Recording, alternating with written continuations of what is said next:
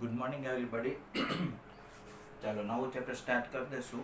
5 થી 6 દિવસનું છે અને એકદમ ઇઝી ચેપ્ટર છે. શરૂઆતમાં ધ્યાન રાખજો, શરૂઆતનું યાદ રહી જાય ને. કોઈ પણ ચેપ્ટર હોય ને એના શરૂઆતના 3 થી 4 દિવસ જો તમે સાચવી લો ને એકદમ પરફેક્ટ, તો આખું ચેપ્ટર ડાઉટ વગર પૂરું થઈ જાય. પહેલા 3-4 દિવસમાં જો ધ્યાન ન આપો ને તો જ તકલીફ પડે. આ ચેપ્ટર તો 6 દિવસની આસપાસ જ છે, શક્ય હશે તો 5 દિવસમાં જ કરી લેશું. જો સંકર સંખ્યા અને દ્વિઘાત સમીકરણ, અત્યાર સુધી તમે n, z, q અને r આ જે 4 ગણો ભણ્યા છો એ એકદમ વાસ્તવિક સંખ્યાઓ છે. એ આપણે નજરે જોતા હોય કે 5 પેન છે, 3 પેન, બરાબર, પછી અડધી કોઈ વસ્તુ હોય, અડધો ડબ્બો ભરેલો છે, તો એ બધું વાસ્તવિક છે. હવે ધ્યાનથી જોજો, આપણે ઋણ વાસ્તવિક સંખ્યાનું વર્ગમૂળ જાણતા નથી.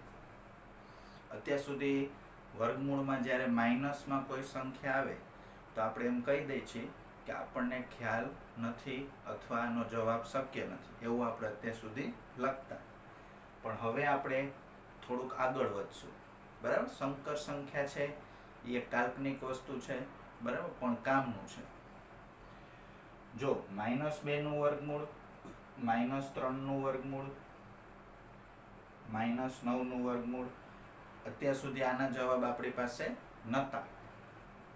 મને તો ખ્યાલ છે પણ તમારી પાસે અત્યાર સુધી નહોતા.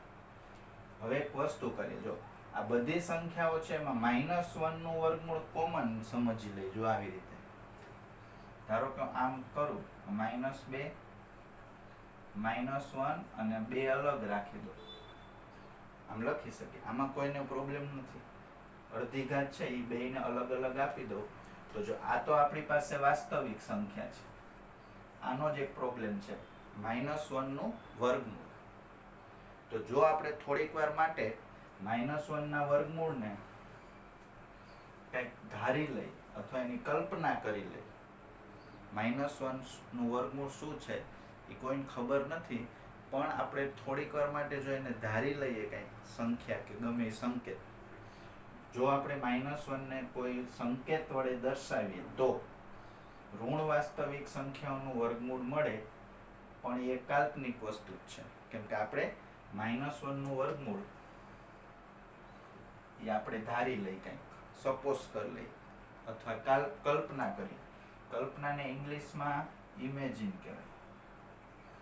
એટલે એનો સંકેત બહુ સરસ વાપરેલો. જો આપણે -1 ની કલ્પના કરીએ તો આગળ વિચારી શકીએ.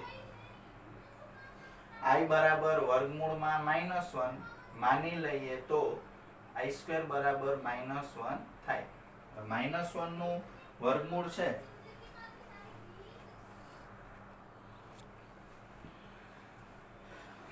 સોરી, થોડું ડિસ્ટર્બન્સ આવી ગયું હતું.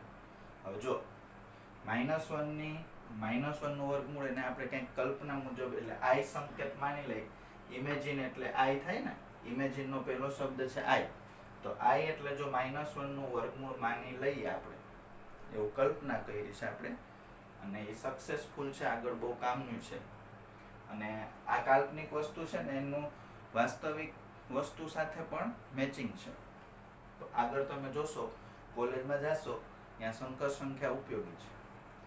હવે i બરાબર -1 નું વર્ગમૂળ માની લઈએ તો i² બરાબર -1 થાય. બે બાજુ વર્ગ કરો તો આ વર્ગમૂળ નીકળી જાય. આ એક કલ્પના માત્ર છે. જો સમીકરણ x² + 1 બરાબર 0 ના વાસ્તવિક બીજ ન મળે, કારણ કે x² + 1 બરાબર 0 લો તો 1 ઓલી બાજુ જાય, x² બરાબર -1.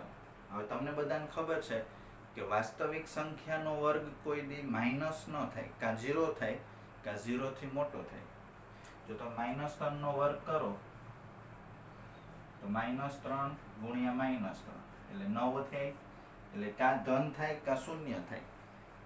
પણ અહીંયા વર્ગ માઇનસ આવ્યો છે, એટલે આપણે એમ કહી શકીએ કે વાસ્તવિક બીજ ન મળે. પણ કાલ્પનિક સંખ્યાનો આધાર લઈએ તો જો સમીકરણ 1 અને સમીકરણ 2 ને આપણે સરખાવીએ, અહીંયા -1 છે, અહીંયા -1, તો x² બરાબર i² લખીએ તો x બરાબર પ્લસ માઇનસ i થાય, જેને આપણે કાલ્પનિક બીજ કહીશું.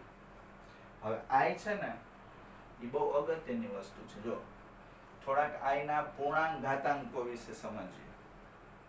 પૂર્ણાંક ઘાતાંકો એટલે શું? i ની 1 ઘાત, i ની 2 ઘાત હોય તો શું થાય, i ની 3 ઘાત હોય તો શું થાય, 4 ઘાત હોય તો શું થાય. જો i એટલે પોતે શું? -1 નું વર્ગમૂળ. પછી બે બાજુ વર્ગ કરો એટલે i² એટલે -1.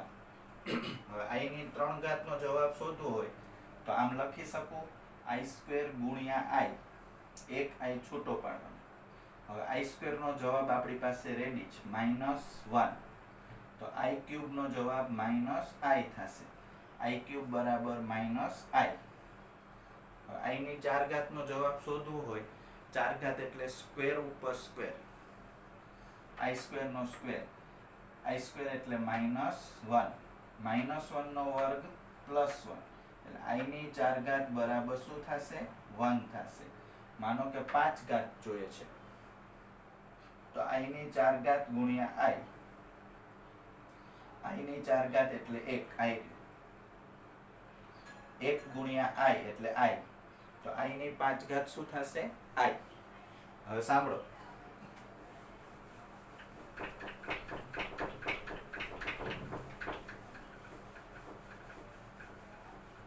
હવે i ની કોઈ પણ ઘાત લેવી હોય, ધારો કે 25 ઘાત i ની,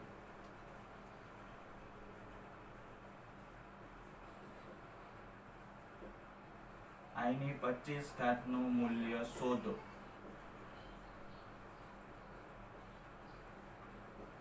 તો શું કરવાનું? i ની 25 ઘાત છે ને, જો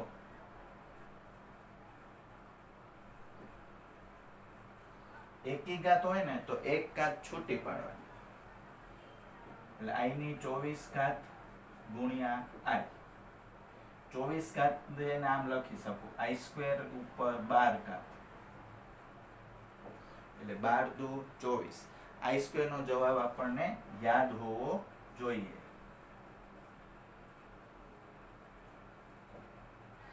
હવે -1 ની 12 ઘાત એટલે +1 થાય. તો જવાબ આવશે i. i ની 25 ઘાત, એનો જવાબ શું આવશે?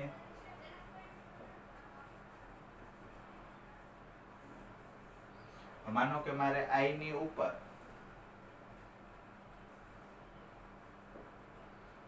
49 ઘાત, 49 નહીં 47 રાખે, i ની 47 ઘાત. તો i ની 47 ઘાત એટલે આપણે લખી શકશું પેલા એક ઘાત છૂટી પાડવાની. હવે i ની 46 ઘાત એટલે i² ની કેટલી ઘાત? 23. i² એટલે શું? -1. -1 ની એકી ઘાત એટલે માઇનસ. જવાબ આવશે -i. એટલે જો જવાબ આટલામાંથી જ આવશે. હવે માનો કે હું બેકી ઘાત લઉં, i ની 52 ઘાત શોધો. તો 52 ઘાત છે, એમાં i² ઉપર 26 દુ 52 થાય, i² એટલે -1. -1 ની 26 ઘાત એટલે +1. જો મેં 54 લીધું હોત, i ની 54 ઘાત શોધો. તો i ની 54 ઘાત એટલે i² ઉપર 27. i² એટલે -1. તો -1 ની એકી ઘાત એટલે -1. તો i ની 54 ઘાત એટલે શું આવશે? -1. તમે જો માર્ક કરજો, આટલામાંથી જવાબ આવ્યા. તમે i ની ગમે એ ઘાત લેશો ને, પૂર્ણાંક હો, i ની ગમે એ ઘાત લેશો ને તો આટલામાંથી જવાબ આવશે 1 -1 I માઇનસ I.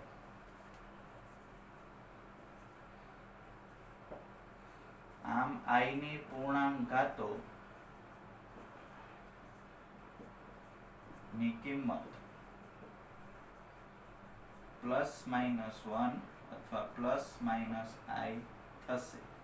જો તમે બે માઇનસમાં કોઈ સંખ્યા લ્યો તો એ આમાંથી જ જવાબ આવે.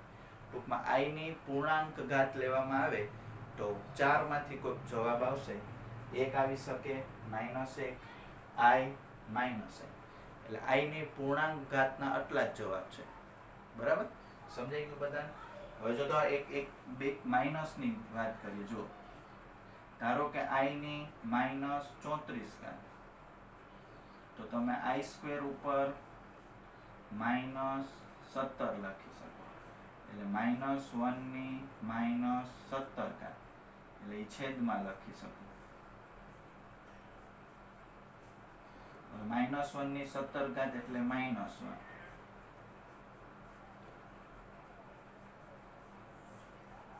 આ 4 માંથી જ જવાબ આવશે.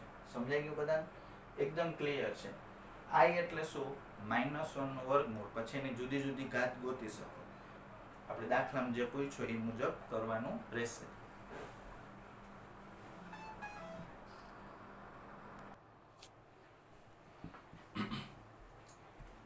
ચલો થોડુંક એક્સ્ટ્રા કરીએ. આ ટેક્સ્ટ બુકમાં નથી પણ ઇન્ટરેસ્ટિંગ છે. જો I ની ઉપર 2n ઘાત છે, n belongs to z એટલે પૂર્ણાંક. જો I ની ઉપર 2n, એને લખાય I² ની n ઘાત. I² એટલે -1. આટલું તો યાદ જ રાખજો.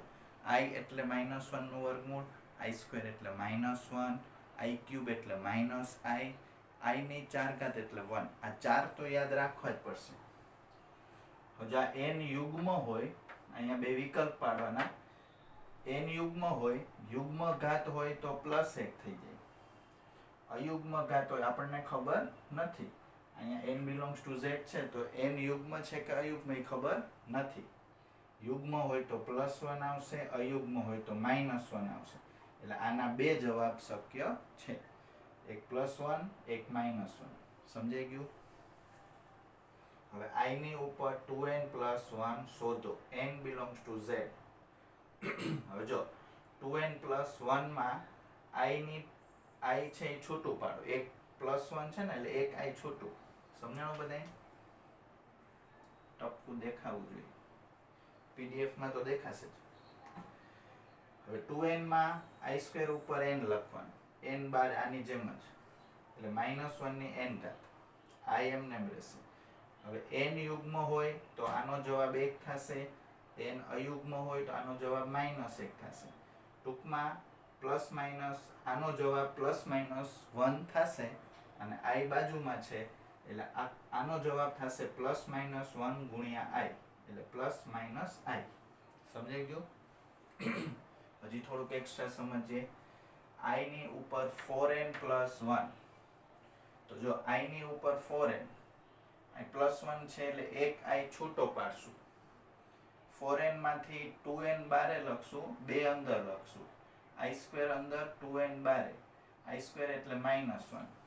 હવે 2n છે એ હંમેશા યુગ્મ જ થાય. જો તમે n ની જગ્યાએ 1 મૂકો તો 2 આવશે. 2 × 2. અહીંયા 2 મૂકશો તો 4, 3 મૂકશો તો 6, 4 મૂકશો તો 8, 5 મૂકશો તો 10. અને આમે હવે આટલું તો આવડવું જોઈએ. 2n છે એ હંમેશા યુગ્મ થાય. n belongs to z હોવું જોઈએ. ચાલો, એટલે -1 ની 2n ઘાત યુગ્મ છે ને એટલે +1 આવશે. એટલે આનો જવાબ I આવશે. સમજાઈ ગયું? હવે I ઉપર 4n + 3 લખેલું છે. તો જો 4n + 3 માંથી એક I છૂટો પાડી દો એટલે 3 ની બદલે 2 લખશું. 2 + 1 3 થાય ને? તો જો 4n + 2 અહીંયા રાખું છું, I ની 1 ઘાત અહીંયા રાખું છું. હવે 4n + 2 માંથી 2 કોમન નીકળશે, એ અંદર લઈ લઈશ. સમજાણું? અને 2n + 1 બારે રાખીશ. હવે I² એટલે -1. હવે 2n + 1 હંમેશા અયુગ્મ થાય. યાદ રાખવાનું 2n+1 હંમેશા જ શું થાય અયુગ્મ એટલે આનો જવાબ -1 આવશે એટલે -i આનો જવાબ દર વખતે -i આવશે તમે n ની કોઈ પણ કિંમત મૂકો ધારો કે 10 તો 10 ચોક 40 + 3 i ની 43 ઘાત એટલે -i 15 મૂકો 15 ચોકુ 60 ને 3 63 i ની 63 ઘાત તે -i આવશે આ હોમવર્કમાં પૂછું જોઈ લેજો આવડી જાય એવું છે તમારે થોડુંક યુગ્મનું ધ્યાન રાખવું પડે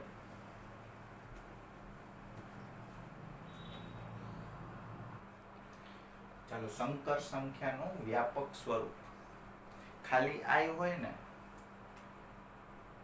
એને આપણે કાલ્પનિક સંખ્યા કહેતા હતા અને સંકર સંખ્યા એટલે શું જો તમને વિજ્ઞાનમાં સંકર જાતિ આવે કોઈ પણ બે જાતિને ભેગી કરો એટલે સંકર જાતિ કહેવાય એવી જ રીતે આપણે બે વાસ્તવિક સંખ્યા લેશું અને એક i લેશું i એટલે કાલ્પનિક વસ્તુ છે તો a + ib a અને b વાસ્તવિક સંખ્યા છે ધ્યાન રાખજો તો a + ib સ્વરૂપની જે સંખ્યા બને દાખલા તરીકે 2 + 3i 2 - 5i આવી જેટલી સંખ્યાઓ બને એને કહેવાય સંકર સંખ્યાનું વ્યાપક સ્વરૂપ એમાં i એટલે -1 નું વર્ગમૂળ a + ib યાદ રાખવાનું ઘણીવાર અમુક ટેક્સ્ટ બુકમાં a + bi લખે એ બધું એક જ છે ગુણાકાર છે આ ગુણાકારમાં છે અદલ બદલ કરી શકો બોલવાની મજા આમાં આવશે a + ib સંકર સંખ્યાને સંકેતમાં z વડે દર્શાવશું દરેક સંકર સંખ્યાને z વડે દર્શાવશું એનો સંકેત યાદ રાખજો એટલે આનું નામ હું z રાખીશ z = a + ib આનું વ્યાપક સ્વરૂપ છે હવે જો સંકર સંખ્યાઓથી બનતા ગણને જેટલી સંકર સંખ્યાઓ આવી બનાવો તમે એને કહેવાય સંકર સંખ્યાઓનો ગણ અને સંકેતમાં લખશું કેપિટલ C હવે એક નવો ગણ બની ગયો છે n z q ને r એ બધા કરતા મોટો એક ગણ છે કેપિટલ C હવે થોડાક નિયમ તમારે યાદ રાખવાના છે એકદમ ઈઝી છે જો z = a + ib સંકર સંખ્યા છે તો આ ખાલી a છે ને જે બરાબર એમાં i આવતો નથી એટલે આને વાસ્તવિક ભાગ કહેશું a છે આમાં ટોટલ બે ભાગ છે a અને b એમાં a નું નામ રાખશું વાસ્તવિક ભાગ કેમ કે એમાં i આવતું નથી એટલે એને સંકેતમાં REZ વાસ્તવિક એટલે રિયલ એટલે રિયલ નો RE લખ્યો છે અને z નો વાસ્તવિક ભાગ છે એટલે REZ સમજાઈ ગયું એટલે a છે એને REZ કહેવાય પછી b ની વાત કરીએ b છે એ i ભેગું છે અને i છે એ આપણી એક કલ્પના છે એટલે b નું નામ રાખ્યું છે કાલ્પનિક ભાગ b ને શું કહેશું આમાં આ કાલ્પનિક ભાગ કહેશું એનો સંકેત કાલ્પનિક વસ્તુ એટલે ઇમેજિન આપણે કોઈ ઇમેજિન કરીએ એટલે એમાં જો સંકેત એવી યાદ રહી જાય એવું છે ઇમેજિન માંથી im શબ્દ લઈ લીધો અને કાઉન્સમાં z એટલે b નું નામ રાખશું આપણે કાલ્પનિક ભાગ દાખલા તરીકે z = 3 + 4i છે તો આને REZ કહેશું 4 ને કહેશું IMZ જો અહીં -4 હોત તો અહીં -4 લખવું પડે દાખલા તરીકે આનો રિયલ પાર્ટ શું થાય 3 અને ઇમેજિન પાર્ટ શું થાય -5 બરાબર એટલે નિશાની સહિત બોલવાનું હવે જો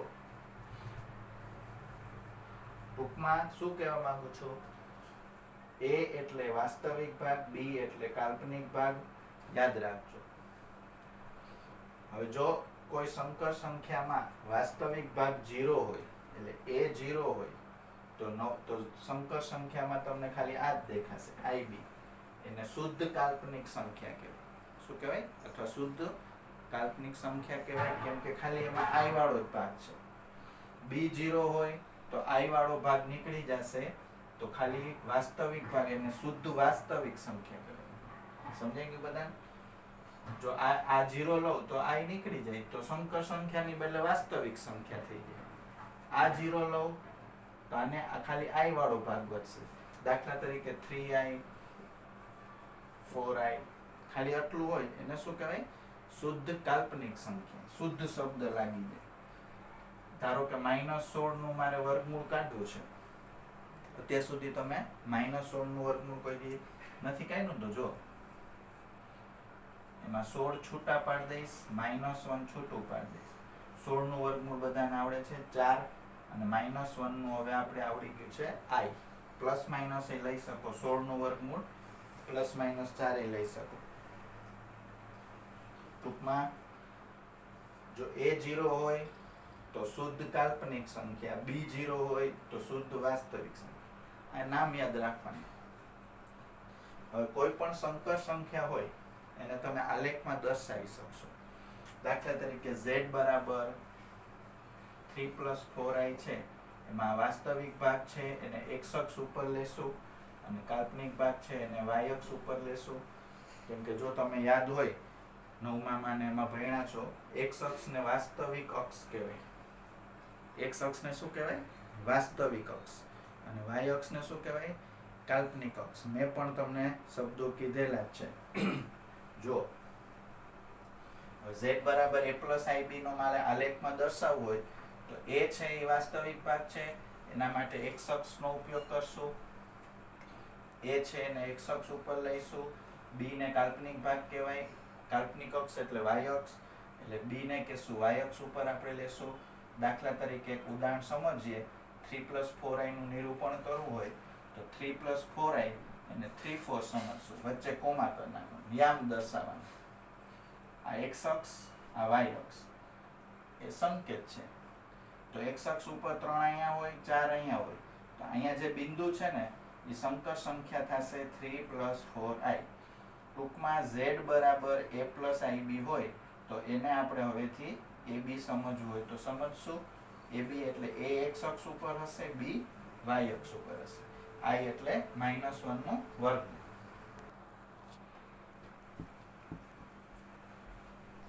ચાલો થોડાક દાખલા સમજીએ એટલે ખ્યાલ આવે કેટલું સહેલું ચેપ્ટર છે. જો નીચેના સમીકરણ ઉપરથી xy શોધો. સમીકરણ છે 4x + i કૌંસમાં 3x - y બરાબર 3 + i કૌંસમાં -6. તો શું કરવાનું? બે બાજુ પહેલા વાસ્તવિક ભાગ સરખાવવાના. બંને બાજુ વાસ્તવિક ભાગ સરખાવતા 4x નો જવાબ 3 થશે, એટલે x થશે 3/4. હવે i વાળા ભાગ સરખાવો. અહીંયા i ભેગું 3x - y છે, અહીંયા i ભેગું -6 છે, તો એ બે સરખાવી દો. x ની કિંમત મૂકી દો. એ પહેલા y ને 3x + 6 લખી નાખો, y આ બાજુ 6 ઓલી બાજુ. x ની કિંમત 3/4 એટલે 9/4 + 6 એટલે 33/4. સિમ્પલ. x ને y મળી ગયા. હવે નીચે તમને આવી રીતે રકમ આપી હોય એને a + ib સ્વરૂપે દર્શાવવાનું. ચાલો જુઓ. z બરાબર -5i ગુણ્યા 1/8i એટલે -5/8 i × i એટલે i². i² એટલે -1. હવે આવડવું જોઈએ.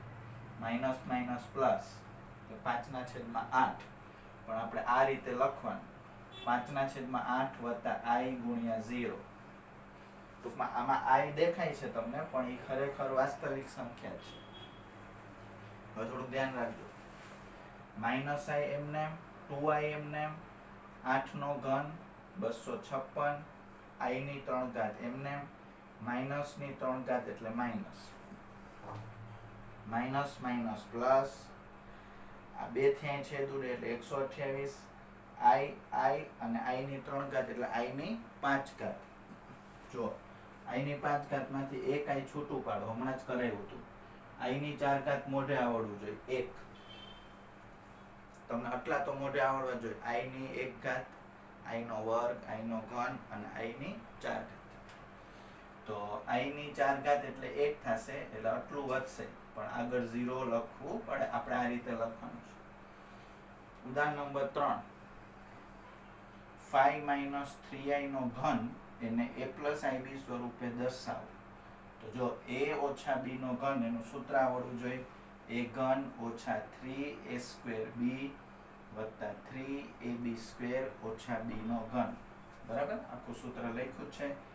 125 થાય, 5 નો વર્ગ 25, 25 તેરી 75, 75 ગુણ્યા 3 225, 3 નો વર્ગ 9, 9 પચા 45 તેરી 135, 3 નો ઘન 27, i નો ઘન એમને.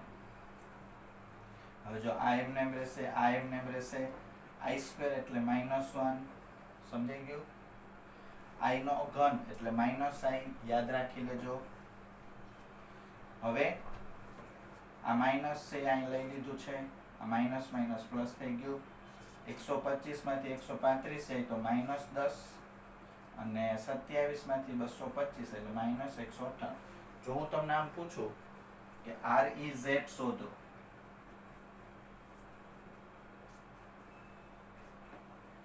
REZ -10, IMZ -198, પછી હું એમ પૂછું REZ પ્લસ IMZ શોધો તો આ બેનો સરવાળો -208. MCQ માં ગમે એમ પૂછી શકે. સમજાય કે બધાને? એકદમ ઈઝી છે. તમને i ની ઘાત 4 સુધી યાદ હોવી જોઈએ. હજી એક એક્સ્ટ્રા દાખલો ગણાવીશ. પહેલા સમજાય ગયું બધાને?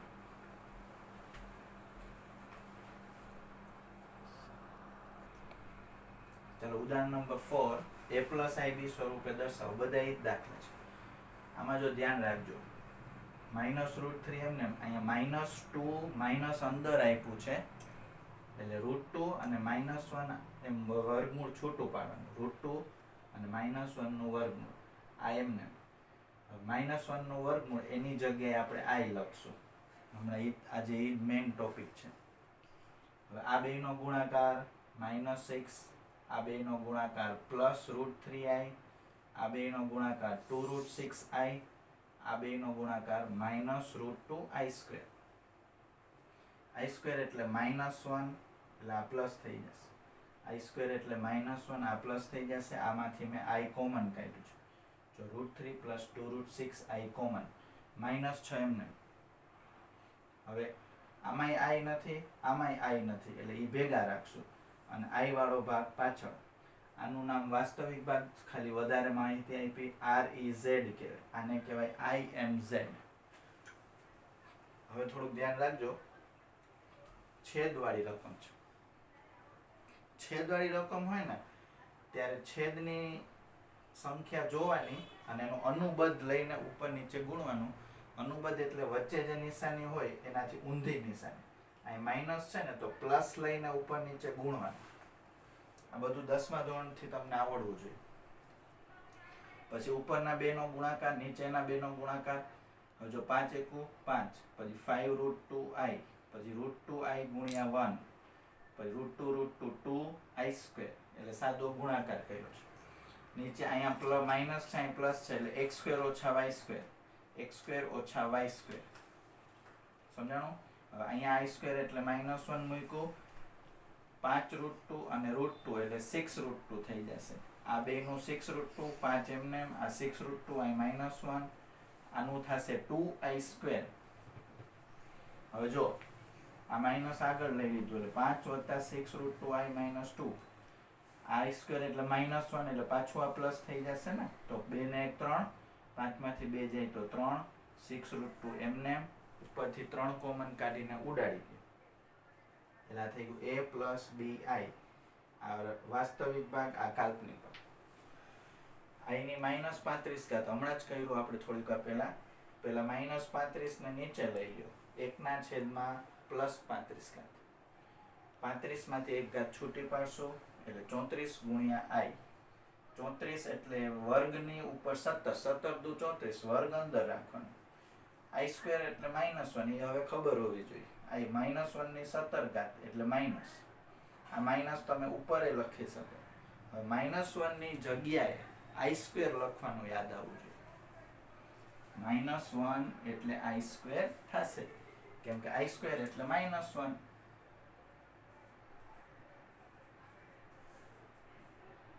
ઊંધું સીધું બે આવડવું જોઈએ. હવે -1 એટલે i², એમાંથી એક i ઉડાડી દઉં એટલે i વધે ઉપર.